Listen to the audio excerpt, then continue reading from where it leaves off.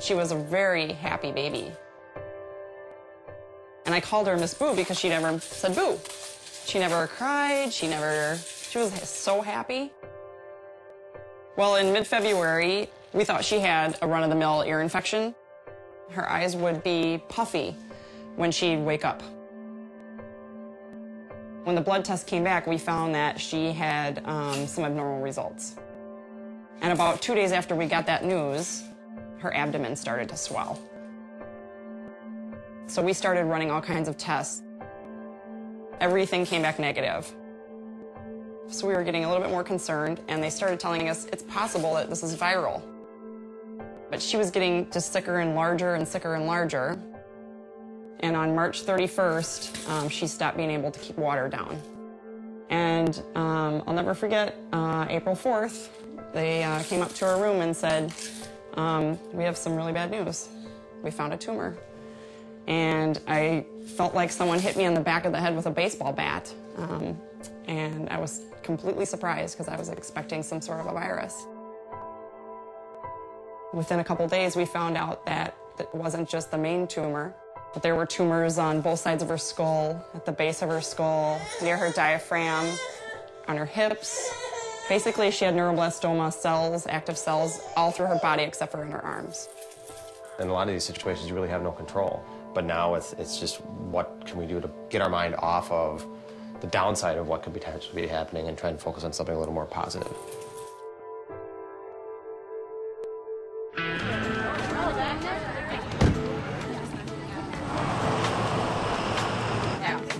This is a humongous garage sale that we put together to benefit the Children's Neuroblastoma Cancer Foundation. My hope is to make more people aware of the lack of money going into pediatric cancer research. And I'm hoping to raise $5,000 today, if I can. I think we're well on the way.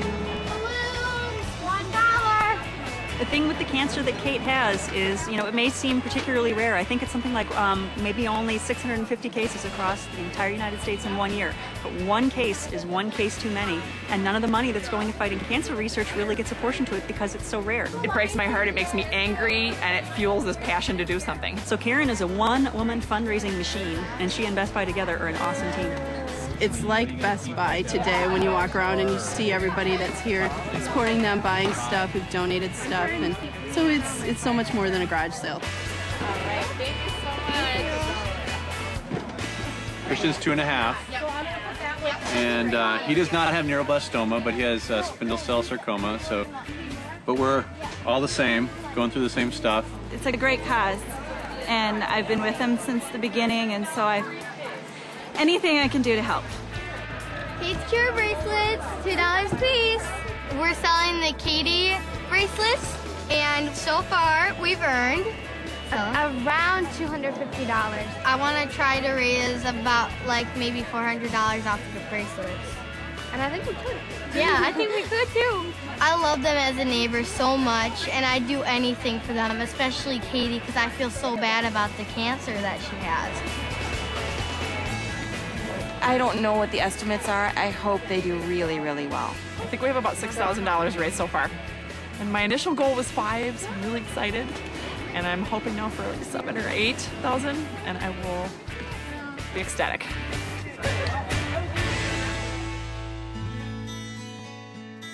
I had a particularly stressful day. Katie was in a lot of pain. She finally fell asleep, and I turned on the television set, and I was like, I just want to watch American Idol.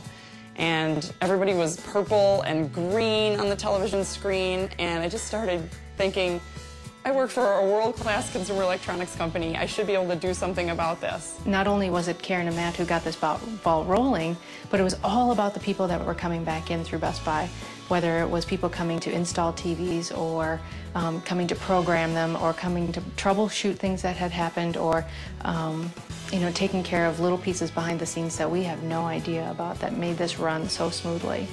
Just short of 30 televisions were installed. 26 up here on the floor, plus a 42-inch flat panel in the family lounge and a flat panel in the nurse's station. And we gave them a couple spares as well. For them to come together and go, oh gosh, we need to get TVs for upstairs, knowing that there's a whole world of people that are going to be impacted by it. It's truly a generous gift beyond reason. I mean, we can't understand it always, but it's an amazing thing. My senior leader, Ben Moore, said, you know, this is a time for Best Buy to give back. And, you know, through many years, I've tried to be involved with TAG volunteers and other things. I've always been one to try and help or, you know, donate, and I never expected to be the one to be donated to or to be the charity cause, I guess. And it's a very humbling feeling, and it's a wonderful feeling, though, to get the kind of support we've gotten. It's been truly unprecedented. I'll walk down the hallways, and one of the first people I ran into on the way when I first came back in was Brian Dunn. And he walked up and gave me a big hug, which is kind of impressive because he's so much larger. He just engulfed me in front of Caribou and said, you know, the Best Buy family's here to help you. And that was really great. That's actually one of the good parts of the journey, is to realize how many people, you know, that, you know, care, that are a part of the company, and it really reinforced for me. I've always felt like Best Buy was, you know, part of my family, but it really reinforced that for me and proved that they're there in the good times and the bad.